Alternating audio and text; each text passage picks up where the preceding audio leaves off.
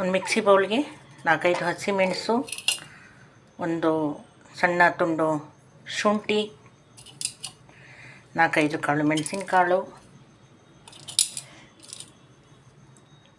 2 ಲವಂಗ, ಒಂದು ಸಣ್ಣ ಚೂರು ಚಕ್ಕೆ, ಹಾಗೆ 1 ಕಾಲು ಚಮಚದಷ್ಟು ಅರಿಶಿನ, 1-2 ಸ್ಪೂನಷ್ಟು ತೆಂಗಿನ ತುರಿ,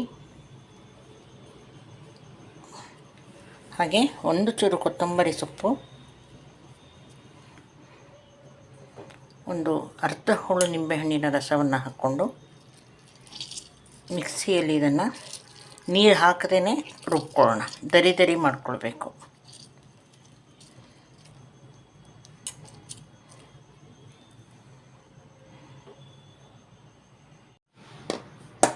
ಈಗ ಇಷ್ಟು ಹದದಲ್ಲಿ ನಾವು ದರಿಯಾಗಿ ಬಿಸ್ಕೊಂಡ್ರೆ ಸಾಕು. ಇಲ್ಲಿ 1.5 ಲೋಟದಷ್ಟು ಅಕ್ಕಿಯನ್ನು ತೊಗೊಂಡಿದ್ದೀನಿ. ಇದಕ್ಕೆ ನಾವೀಗ ನೀರನ್ನು ಹಾಕಿ ತೊಳೆದು ನೆನೆಸ್ಕೊಳ್ಳೋಣ. ಹಾಗೆ ಬಸ್ತಿಟ್ಕೊಂಡ್ಬಿಡೋಣ. ಒಂದು 5-10 ನಿಮಿಷ ಅಷ್ಟೇ, ಒಗ್ಗರಣೆ ಆಗೋ ತನಕ. ಕುಕ್ಕರನ್ನು ಕಾಯ್ಲಿಕ್ಕೆ ಇಟ್ಕೊಂಡಿದ್ದೀನಿ. ಡೈರೆಕ್ಟ್ ಮಾಡ್ತಾ ಇರೋದ್ರಿಂದ ಇದಕ್ಕೆ ಒಂದು 3-4 ಸ್ಪೂನ್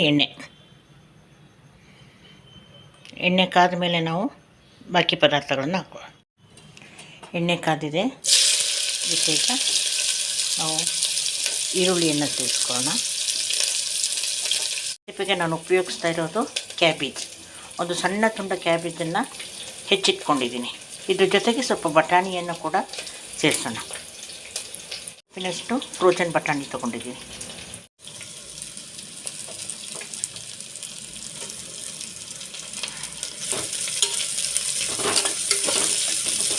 ಇಲ್ಲಿ ನಾವು ಗಜ್ಜೆ ಮಾಡಿಕೊಂಡಂತಹ ಒಂದು ಸಣ್ಣ ಮಸಾಲೆ, ಅದನ್ನು ಕೂಡ ಸೇರಿಸ್ಕೊಳ್ಳೋಣ.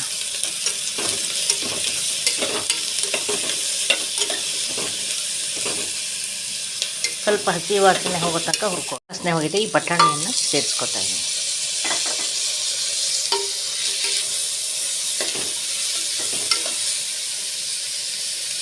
ಕೊಂಡಿರೋ ಅಕ್ಕಿಯನ್ನು ಕೂಡ ಸೇರಿಸ್ಕೊಳ್ಳೋಣ. ಇದಕ್ಕೆ ಈಗ ನೀರನ್ನು ಸೇರಿಸ್ಕೋಬೇಕು. ಲೋಟ ಅಕ್ಕಿಯನ್ನು ತೊಗೊಂಡಿದ್ದೆ. ಹಾಗೆ ಅದಕ್ಕೆ 3 ಲೋಟ ನಾನು ಮಿಕ್ಸಿಗೆ ನೀರನ್ನು ಹಾಕ್ಕೊಂಡಿದ್ದೀನಿ. ಮಿಕ್ಸಿ ಬೌಲಲ್ಲಿ ಹಿಡಿದ್ರೆ ಮಸಾಲೆ ಅಂಶ ಇರುತ್ತೆ ಅಂತ ಇದನ್ನು ಮಿಶ್ರಣ ಮಾಡ್ಕೊಳ್ಳೋಣ. ಇದು 1 ಪಾಟ್ ರೆಸಿಪಿ. ಡೈರೆಕ್ಟ್ ಮಾಡುವಂಥದ್ದು, ಟಿಫನ್ ಬಾಕ್ಸಿಗೆ ಬಹಳ ಬೇಗ ಆಗುವಂಥದ್ದು.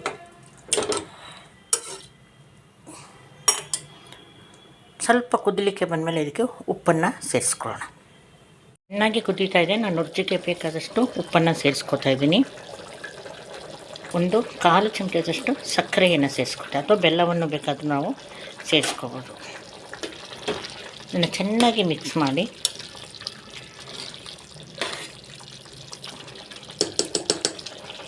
ಎರಡು ವಿಸಿಲ್ ಕೂಗಿಸ್ಕೊಂಬಿಟ್ರೆ ನಮ್ಮ ಕ್ಯಾಪ್ಸಿಕಮ್ ಬಾತ್ ರೆಡಿ ಆಗುತ್ತೆ.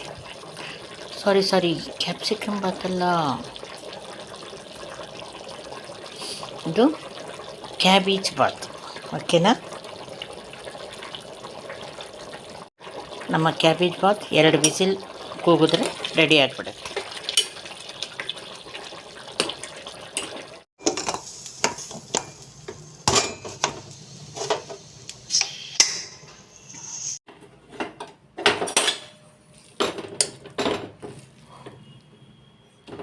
ನೋಡಿ, ನಮ್ಮ ಕ್ಯಾಬೇಜ್ ಬಾತ್ ರೆಡಿಯಾಗಿದೆ.